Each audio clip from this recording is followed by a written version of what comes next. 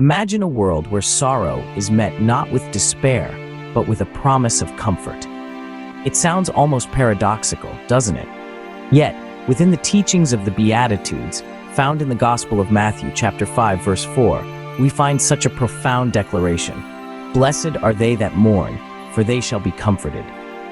This statement, part of a larger discourse known as the Sermon on the Mount, flips our conventional understanding of happiness and sadness on its head.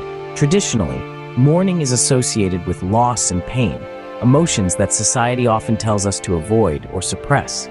However, this verse challenges us to view mourning through a different lens. Mourning can take many forms. The loss of a loved one, the end of a significant relationship, or even the passing of a cherished phase of life.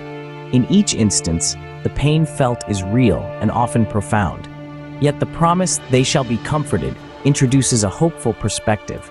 This assurance doesn't negate the pain, but envelops it in a larger narrative of healing and redemption.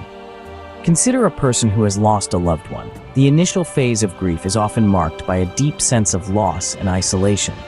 However, as they navigate through their sorrow, they might find solace in community, in shared memories, and in the support that often rallies in times of loss. This comfort does not erase the pain of loss, but provides a cushion against the harsh edges of grief. Similarly, think about societal or communal mourning, such as the grief shared by communities after a disaster or during significant periods of change. Here too, the verse holds a valuable lesson. It suggests a collective resilience and a communal promise of recovery and consolation. It speaks to a communal strength where comfort is found not in isolation, but through shared experiences and mutual support. In essence, the verse does not celebrate suffering itself, but acknowledges the growth and comfort that can emerge from it. It reassures us that mourning is not a state of endless despair, but a passage to a more profound understanding and experiencing of comfort and human connection. To summarize, blessed are they that mourn, for they shall be comforted, offers a radical reassurance. It tells us that our moments of deepest pain are not overlooked, but are the very places where comfort can bloom.